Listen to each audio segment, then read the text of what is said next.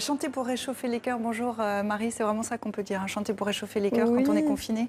L'hymne italien entonné par balcon interposé, c'est la parade trouvée par les Italiens en ces temps de confinement. Et cette chorale improvisée pourrait bien devenir quotidienne. Vous pouvez retrouver l'histoire sur notre site racontée par Pierre Desorgues. En France, malgré les dernières mesures prises hier par le gouvernement, notamment l'interdiction des rassemblements de plus de 100 personnes, on est loin du confinement. À Paris, les habitants se retrouvent au bar ou dans les petits théâtres. C'est ce que nous avons pu constater avec Marion Lompageux.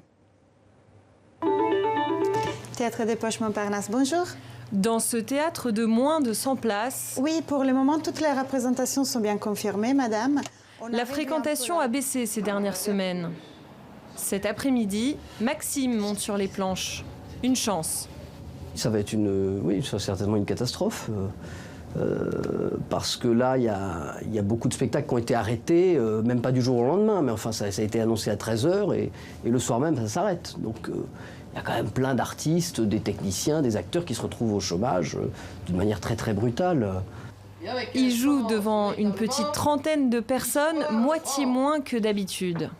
J'habite le Berry et vous voyez, je suis venue au théâtre de Bosch, sachant exactement qu'après le deuxième tour des élections, tout sera fermé.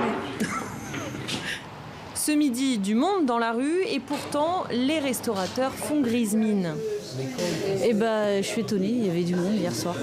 En fait, c'est plus les jeunes, j'ai l'impression que continuent à vivre, le soir ils sortent, enfin comme d'habitude quoi. Mais c'est vrai que le midi c'est très calme.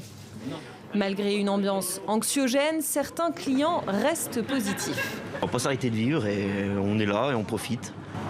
On boit un verre et ça vaccine. Santé. Un dernier moment convivial avant de probables mesures plus restrictives. Dans les salles de spectacle plus grandes, par contre, Marie, les annulations s'enchaînent. Et les artistes s'excusent via leurs réseaux sociaux. Et parfois, pour se rattraper, ils offrent quelques surprises à leurs spectateurs déçus. Par exemple, le groupe Trio devait fêter son 25e anniversaire hier soir à l'Accor Hotel Arena de Paris.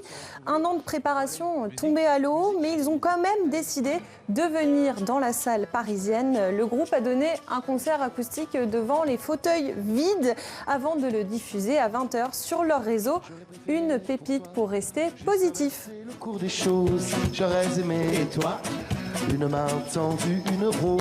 J'aurais aimé de toi la certitude d'un geste. Simplement quand ça ne va pas, ne pas se fuir comme la peste.